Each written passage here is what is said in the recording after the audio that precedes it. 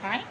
మనకేంటంటే ఇప్పుడు 40 ఇయర్స్ దాటిన తర్వాత మహిళలకి బాడీలో బ్లడ్ తగ్గడము, అలాగే నరాల బలహీనత రావడము జరుగుతుందనమాట. వీటికి ఎటువంటి ఆహారం తీసుకోవాలో నేను కొన్ని టిప్స్ చెప్తాను.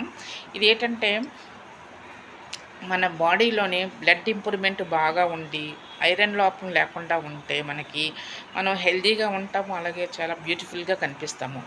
చక్కగా మన పనులు మనం చేసుకోవచ్చు అనమాట. చాలా బ్యూటిఫుల్‌గా ఉంటాము. ఈ టిప్స్ మనం పాటిస్తే ఇంకా నెక్స్ట్ ఏంటంటే పాలు, గుడ్లు, చేపలు, మాంసము, విటమిన్ B12 సంబంధించిన ఈ ఆహారాలు మనము కరెక్ట్‌గా మన రోజువారీలో తీసుకుంటే మనకి నరాల బలహీనత అనేది రాకుండా ఉంటుంది.